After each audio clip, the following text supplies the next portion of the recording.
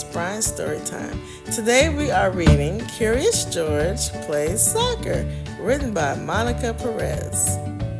George is a good little monkey and always very curious. He was at the park on this beautiful day, ready to play. But where were all of George's friends? Not at the fountain or the playground. Oh, everyone was at the field. George watched for a moment. His good friend Gracie was there.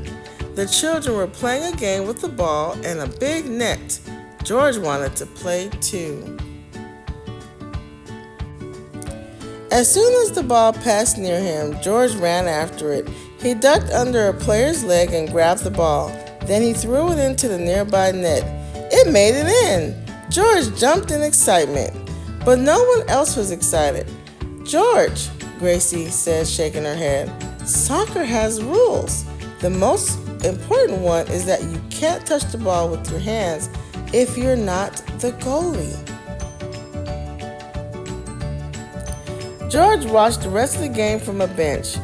When it was over, Gracie and the coach came by. I'm Coach Sandy, the woman said. Why don't you come to soccer camp at the rec center? It starts tomorrow. We'll teach you everything you need to know to play soccer. Hooray! It was lucky that George had to wait only one day. Then he could get as good as Gracie, who had scored 2 points for her team.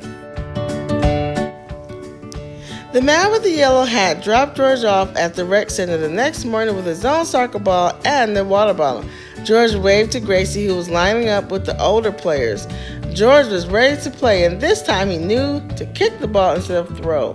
But before they played a game, George's group practiced their skills. Coach Sandy called them drills. They dribbled around cones on the ground. George learned that dribbling is moving the ball with your feet. That was fun, but soon George became more interested in stacking the cones. After snack, George and his teammates practiced kicking the ball back and forth with a partner. George thought he would try to balance the ball on his nose like a seal. Finally, Coach Sandy announced, time for a game. We have 10 players in our group, so each team gets 5. One goalkeeper will defend the net. The other 4 players will pass the ball to each other and try to kick it into the net before the goalkeeper can stop it.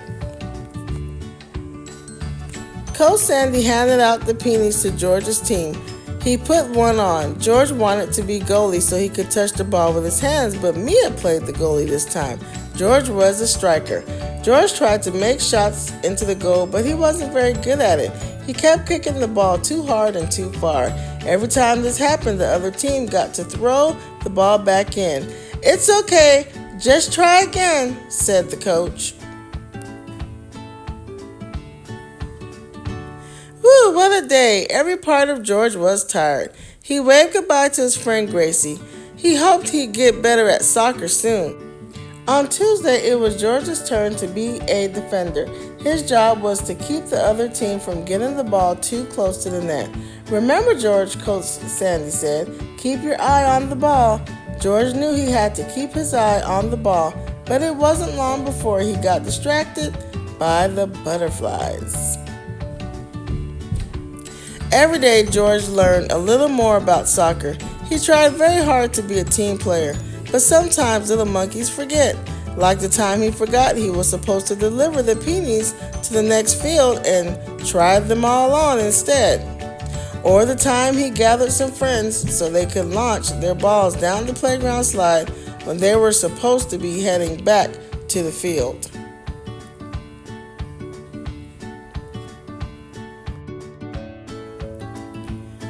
On the last day of the soccer camp, George was excited for the big game. Everyone was invited to play, and friends and family came to watch.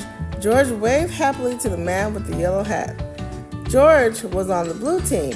He cheered for his friends and waited patiently for his turn to play. Unfortunately, George's team were having a hard time defending their goal. The yellow team scored 3 times. The blue team's goalie, Isaac, was ready for a break. The coach asked for a volunteer to replace him. George jumped as high as he could. The coach chose him. George took up his position in front of the net. This time, George didn't get distracted, and he didn't get bored. Instead, he played like only a monkey can, and he stopped the goal after goal after goal.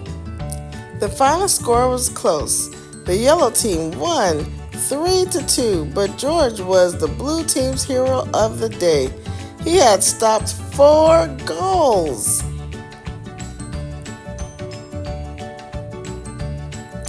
So what do you think of soccer now? Gracie asked George the next day at the park.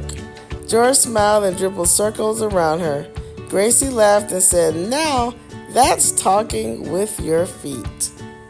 Curious George plays soccer.